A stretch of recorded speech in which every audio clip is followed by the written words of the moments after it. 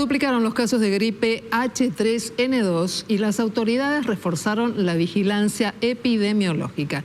Incluso se podría llegar a adelantar la vacunación en los grupos de riesgo. Actualmente la inmunización apenas alcanza al 20% de la población.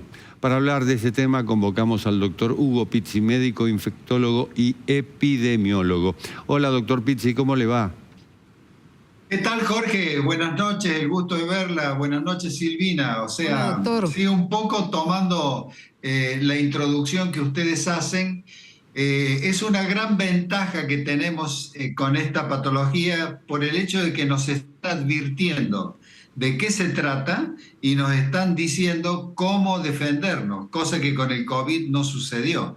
Con el COVID fue de una capacidad destructiva inimaginable y evidentemente no sabíamos cómo defendernos. Ya tenemos todas las argumentaciones técnicas, científicas como para defendernos, y es vacunarnos con la vacuna que tiene el subclado K que está circulando en Europa lo antes posible. Marzo, por ejemplo, no esperar abril, no esperar mayo y fundamentalmente no esperar los primeros fríos. Y algo que es muy importante que nos va a ayudar, porque esta vacuna nos va a proteger en un 60, un 65% de los cuadros graves, es volver a tener presente todo lo aprendido durante la epidemia de COVID, toser en el pliegue del codo, higienizarse las manos, y si llego a un lugar que de pronto es un lugar cerrado, con aire viciado, donde la gente tose, ponernos un barbijo, lo mismo que para el transporte público, y en caso de que frene, salga, nos bajamos de ese lugar o salimos del trámite y nos sacamos el barbijo. Les puedo asegurar que con estas argumentaciones nos va a ir bien. Doctor, ¿nos podés explicar qué es H3N2 para que tenga un poder tan potente sobre nuestro cuerpo? Sí, cómo no. El H3N2, bueno, en primer lugar, todos los virus siempre los clasificamos con la H, que es la hemolicina, y con la N, que es la neurominidasa. En este caso, este es un virus conocido, el H3N2 era conocido nuestro, pero ¿qué sucedió? En Australia, a nivel de la H, de la hemolicina, hizo una modificación genética, una mutación genética, y por eso ya dejó de ser H3N2 para transformarse H3N2 subclado K. O sea que es distinto. Y ese K le ha dado una potencialidad de transmisión muy elevada, o sea, contagiosidad, y fundamentalmente es muy conmocionante la presencia de él en el organismo humano, o sea que es contundente. Es por eso que, por ejemplo, si usted analiza primero Australia, después Nueva Zelanda, así fue todo, y después llega a Inglaterra, o sea, prácticamente todo el Reino Unido. De ahí el colapso de todos los hospitales de Birmingham, de Liverpool, de Bournemouth, de Londres, donde estaban las camas en los pasillos, Silvina. Camas en los pasillos. Pero hay un hecho que es muy interesante que se debe saber. Se esperaban para estos días de 8.000 a 10.000 casos nuevos. Y se amesetó. Estoy hablando de Inglaterra nada más. Es un poco como que se calmó. La gente reaccionó, empezó a cuidarse, empezó a vacunarse y lógicamente eso ayudó muchísimo. Personas mayores de 60 años y chicos menores de 10 son los que están más expuestos, doctor. Sí, en este momento lo que estamos viendo son los dos extremos de la vida, y todo aquel que esté intermedio, ya sea con 20 años, 30 o 50 o 40, que tenga alguna patología que lo haga más frágil. Por ejemplo, un diabético, un cardiópata, un obeso mórbido, un asmático crónico, todo ese grupo de gente va a tener que cuidarse más, y fundamentalmente hay veces de que hay algunos estados que son fisiológicos como el embarazo, pero con el afán de que el cuerpo femenino acepte la célula masculina, tiene que bajar un poco su defensa, entonces también la embarazada puede ser agredida por este virus. Por lo tanto, esos grupos hay que cuidarlos más. Y fíjense en este detalle.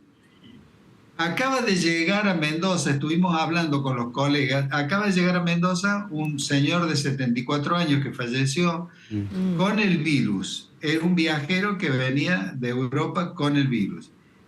muy frágil el organismo del señor, o sea, pero sumamente frágil. O sea, uno inclusive puede hacer hasta la inferencia estadística que no solo este virus podría haber terminado con su vida por la calidad que tenía él en su organismo, sino que también una gripe común podría haber terminado con su vida.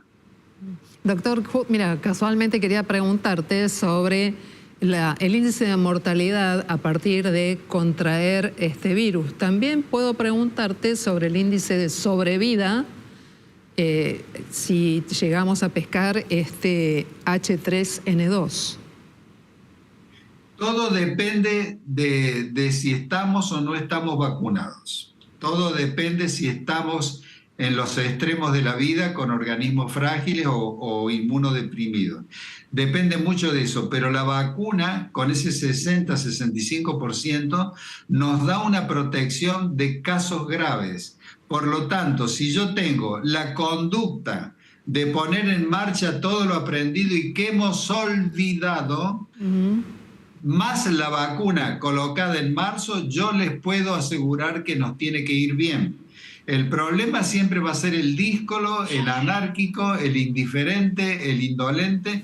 Ese sí va a estar mucho más expuesto. ¿Por qué? Porque se cree que todo le pasa a los otros. Y ya lo hemos comprobado. La psicología de ellos lo hemos visto en plena pandemia. ¿Podemos adelantarlo? Usted nos dice marzo, pero ¿nos podemos aplicar ahora la vacuna?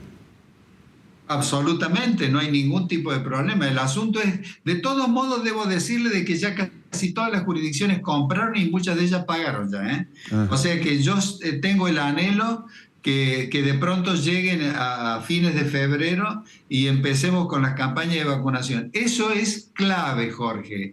Clave, clave, clave. O sea, marzo, fines de febrero en buena hora, pero la vacunación en marzo y todas las normativas que aprendimos y olvidamos, le puedo asegurar de que usted va a estar bien en general para todos, le digo, no únicamente para usted. Sí, lógico. Y evidentemente vamos a sortear esto, que va a ser otro desafío. Y recuerden, este no va a ser el último desafío. Vamos a estar constantemente con estas cosas. Quien haya creído de que el último problema era el COVID, está desinformado, ¿no? Doctor, y para aquellos que son reticentes, ¿quién produce la vacuna? ¿Son vacunas probadas? ¿Son vacunas conocidas? Vamos a despejar las dudas de los que dicen, no, yo no me vacuno. ¿Cuál es el argumento para decirle sí te tenés que vacunar? La vacuna que se ha comprado, que está llegando, es una vacuna antigripal que es la anual que nos colocamos siempre. O sea, la vacuna antigripal tiene que ser actualizada todos los años porque se hace en base a los virus que mutaron y que circularon en el hemisferio boreal. O sea, si yo me pongo la vacuna del año pasado, evidentemente voy a tener determinada cantidad de defensas para el grupo de los virus del año pasado. Pero lo importante es que aquellos que no se vacunaron aprovechen que todavía hay de la vacuna del año pasado. Pero en general, bueno, o sea, las personas que desafían siempre tienen algún tropiezo, ¿no? En general, este tipo de actitudes lo hemos visto con lo que ha sucedido ahora con estos padres que han perdido una gran cantidad de niños por tos convulsa, por ejemplo, y con una argumentación técnico-científica detestable. O sea, realmente son personas que en este momento deben estar haciendo el luto y se estarán preguntando por qué no se cuidaron, que era una ley nacional y el niño fue el que pagó todo esto, ¿no? Entonces yo creo que todo este grupo de gente va a tener que cambiar de actitud, porque ya hay 3 provincias, que han dictado una normativa. El caso Mendoza fue el primero, septiembre del 2025. Primero, familia que no, hablo en ley nacional, que no vacune a los niños, el calendario obligatorio, tiene primero una multa al mes de 84.000 pesos. La segunda multa, 320.000.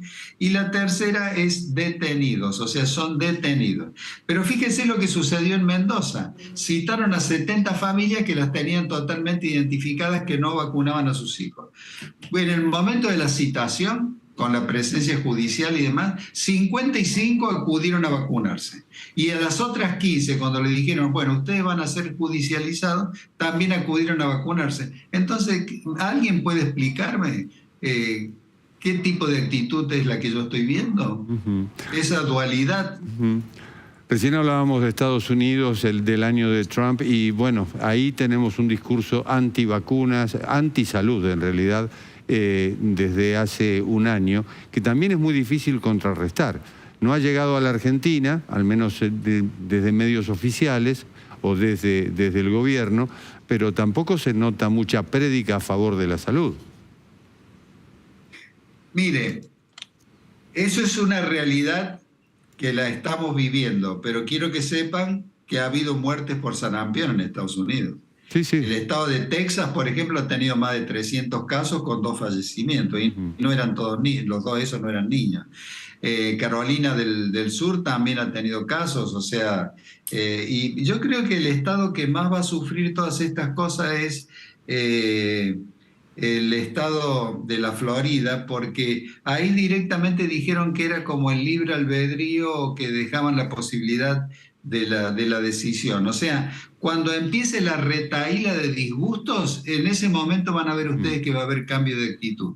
Porque en este momento tener sarampión en casi 5 estados de Norteamérica, cuidado, o sea, la gente, hay grupos de gente criteriosa, no vayan a creer que todos están siguiendo como manada las actitudes de este pariente Kennedy, ¿no?